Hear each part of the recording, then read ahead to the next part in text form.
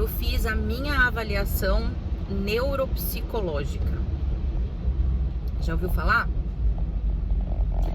São 10 sessões de 1 hora cada sessão. Nessas 10 sessões, um neuropsicólogo, que é um psicólogo com especialização, ele vai aplicar uma série de testes e avaliações e protocolos de investigação para poder fazer um mapeamento, né, da sua construção mental, faz uma anamnese desde quando você nasceu, aliás, desde a gestação, né, da sua mãe, enfim. É uma avaliação bem metódica, detalhada. Quando a gente encontra profissionais que tem um arcabouço teórico, né, que tenha, como que eu posso dizer, que tem uma capacidade mesmo teórica para fazer essa avaliação de forma assertiva, aparecem resultados que começam a fazer sentido, porque eu estou há mais de 3 anos já cuidando da minha família toda depois do laudo de autismo do meu marido e dos meus 2 filhos. E aí eu me dediquei a estudar sobre o TEA, eu me dediquei a falar sobre o TEA, e nesses 3 anos e pouco eu vi muita coisa. Eu vi a evolução da minha família, eu vi o quanto você entender sobre o funcionamento cerebral pode mudar os comportamentos, pode mudar a qualidade de vida, pode trazer uma série de benefícios. E nesse meio tempo eu simplesmente não tinha olhado para mim. Eu sempre fui uma pessoa cheia de manias, muito metódica, chata, birrenta. Na minha infância eu ouvia assim: você fala demais, Lenita, você fala muito alto, fala mais baixo. A vida inteira eu ouvia as pessoas mandando eu falar baixo, a vida inteira. E aí eu achava que eu não tinha capacidade de ajustar o tom da minha voz. Eu era burra porque eu escrevia errado. Eu lembro que quando eu tava com 10 anos, na 4ª série, minha letra era muito feia. Meus pais trabalhavam, quem ficava comigo era meu irmão. E meu irmão comprou um caderno de caligrafia e me obrigava a fazer o caderno de caligrafia porque minha letra era muito feia. Mas enfim, eu tinha muita rejeição a algumas comidas e aí eu vomitava com alguma delas. Eu lembro que meus avós moravam em Minas Gerais e nós íamos uma vez por ano lá visitar os meus avós, né? Os pais do meu pai. E todas as vezes que eu chegava lá, eu comia aquela comida e eu passava mal. Todas as vezes. Eu me lembro das vezes que eu vomitava, do meu pai segurando a minha cabeça, meu cabelo, que sempre tive um cabelão enorme. Enfim, eu sempre tive muita sensibilidade na boca, mas muita, extrema. Quando eu era pequenininha, que eu fui para a escola a primeira vez, eu fui agora a gente chama em Suzano de G5, em Mogi chama de Infantil 4, e naquela época a gente chamava de Prontidão. Eu fui pra Prontidão com 5 aninhos e tinha que levar escova de dente e uma pasta de dente, né? E a professora fazia escovação com a gente. Meu Deus, eu sentia tanto nojo daquilo, mas tanto nojo daquele copo, que tinha que colocar o copo na boca pra fazer gargarejo. Mas eu tinha tanto nojo, tanto. É uma coisa inexplicável o nojo que eu sentia. E quando tinha alguns amiguinhos que comiam pasta de dente, nossa, eu sentia uma ânsia de vômito insuportável. E eu achava que eu era nojenta, frescurenta e tal, né? Sempre me chamaram de frescurenta a vida toda, de nojenta. Sempre falaram que eu chorava por tudo, que eu era muito chata. Enfim, quando eu era pequenininha, eu achava que eu sou muito faladeira, né? Além da conta. Então eu achava que eu era muito sociável, que eu tinha muita facilidade de fazer amizade. E aí, quando eu fui fazer a minha avaliação neuropsicológica, que a neuropsicóloga começou a puxar na minha memória, ela falou: quantos amigos você tinha? Você tinha muitos amigos? Eu me lembrei que eu não tinha muitos amigos, eu tinha uma amiga.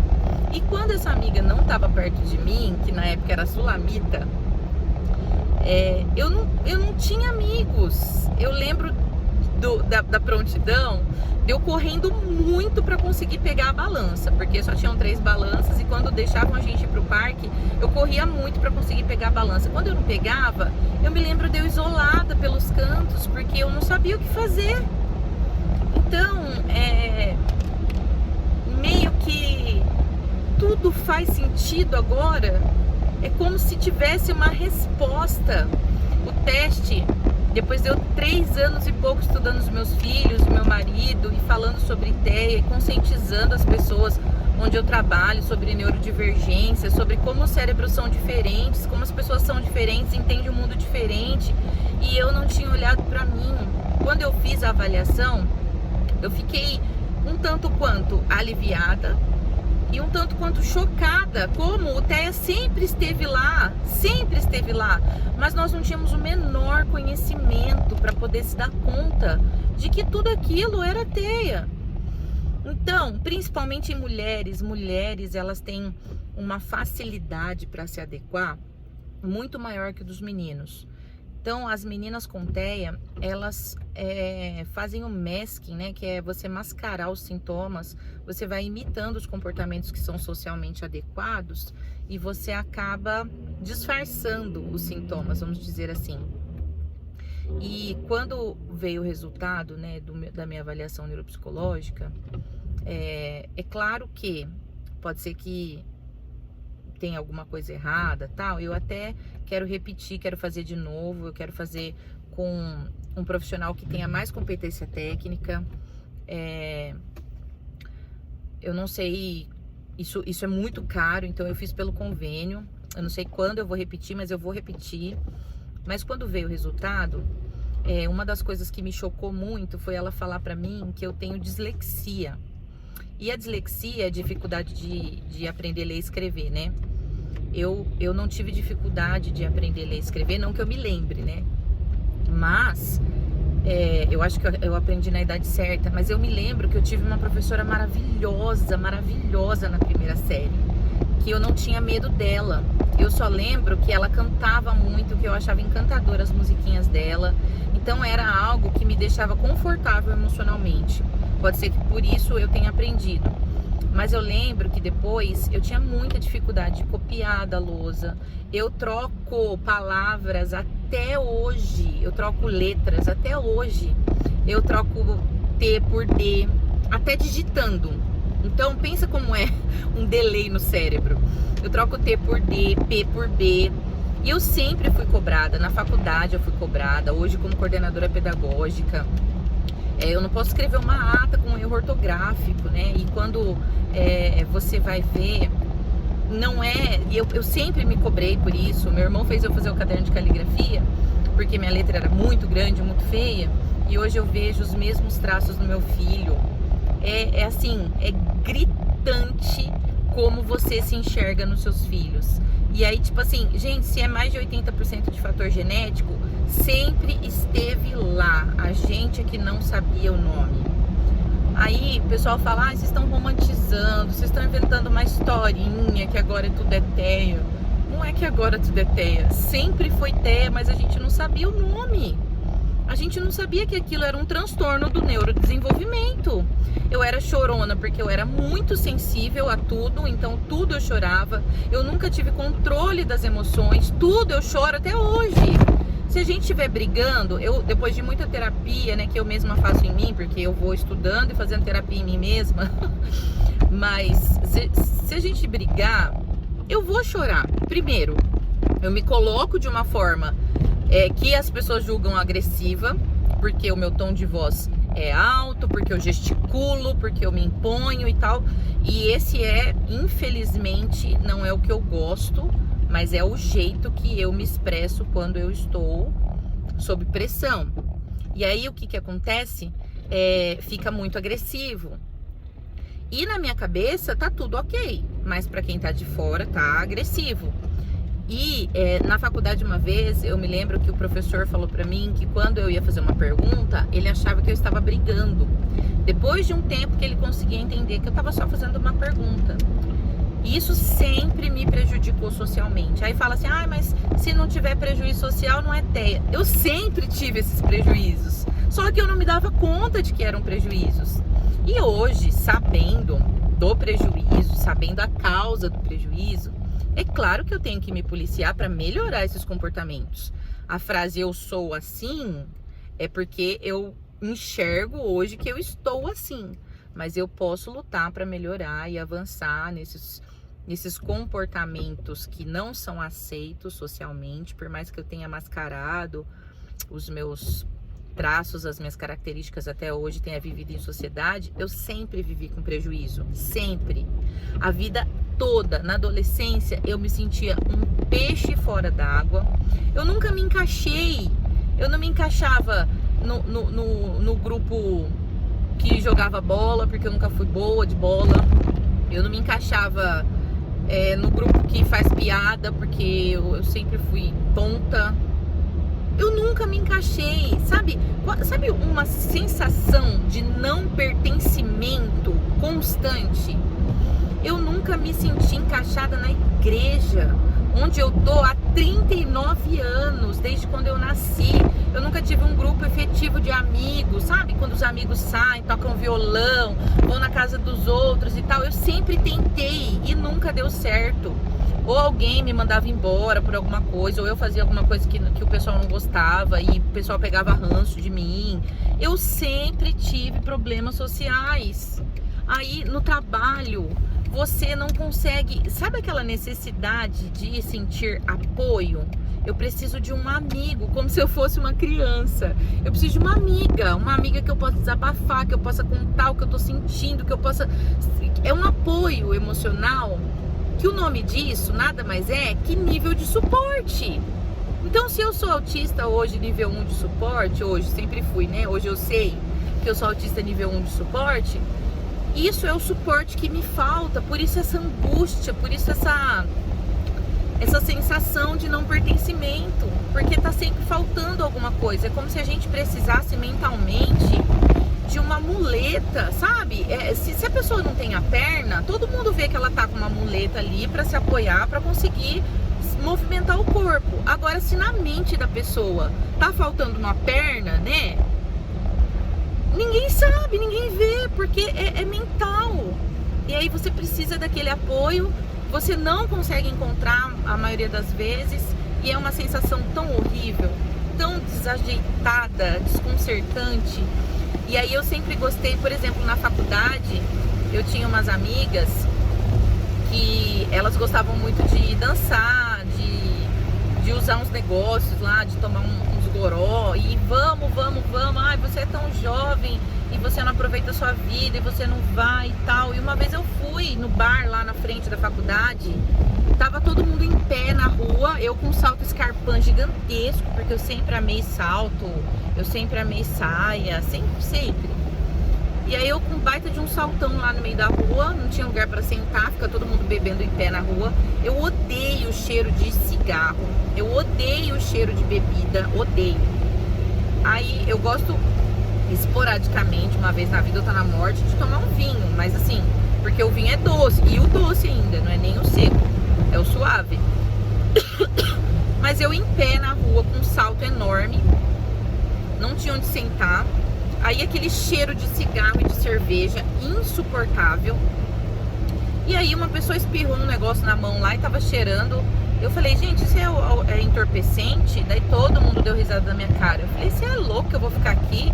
Daqui a pouco chega uma polícia aqui, leva todo mundo e leva eu, idiota, que tô lá sem gostar de nada daquilo. Eu não tava gostando de estar em pé, nem daquele cheiro, nem daquela conversa, nem daquela música estrondosamente alta.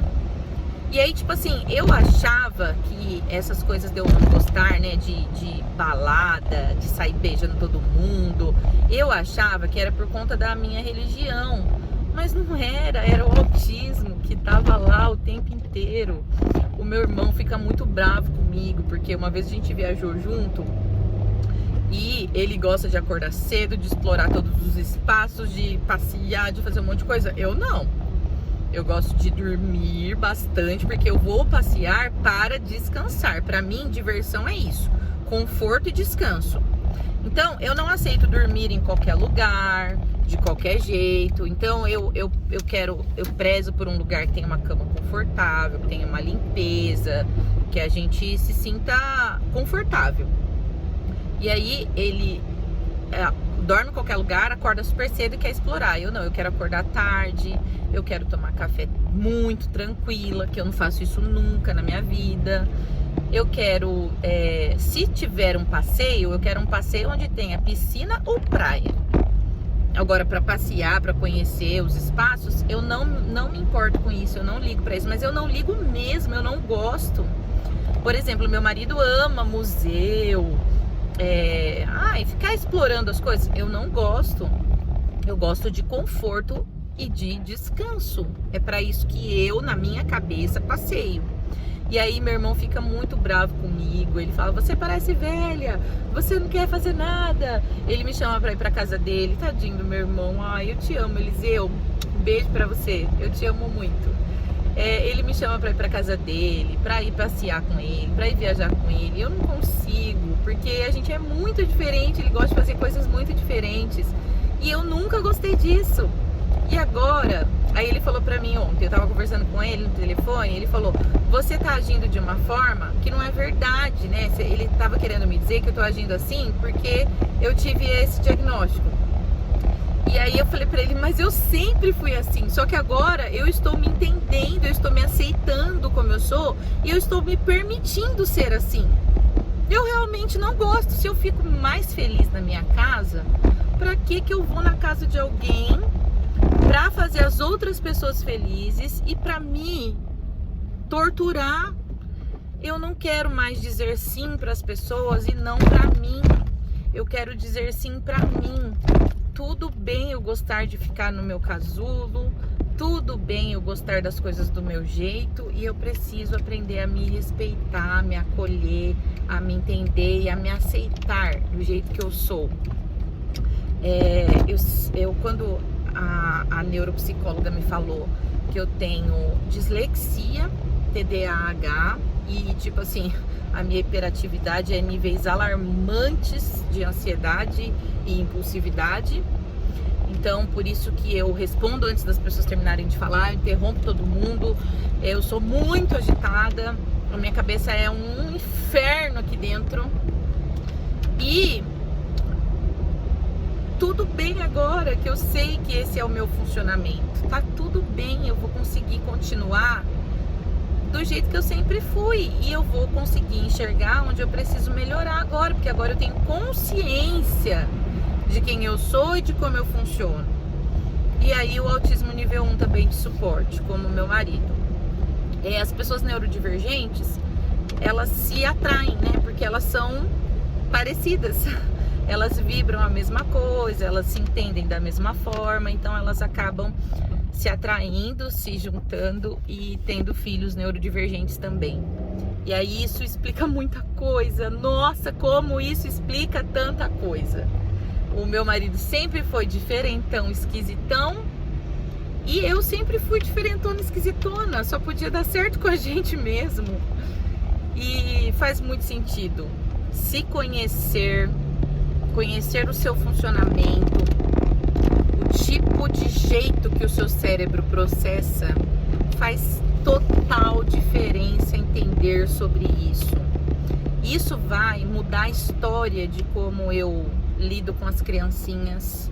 Já mudou, né? Desde a chegada da minha filha, que eu tive que me reinventar para conseguir lidar com ela, já mudou muito como eu vejo as criancinhas, como eu enxergo aquele desenvolvimento, como eu sinto o que elas estão sentindo.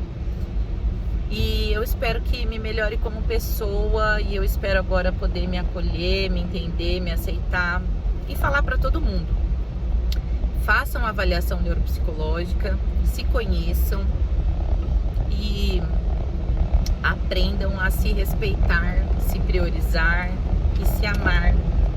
Mesmo que a gente precise melhorar muito, se a gente tiver consciência de qual caminho que a gente precisa tomar, de onde a gente precisa melhorar, já é um baita de um avanço. Façam a avaliação neuropsicológica, descubram quem você é, quem vocês são. Isso é importantíssimo, isso é qualidade de vida. Beijo da professora Lenita.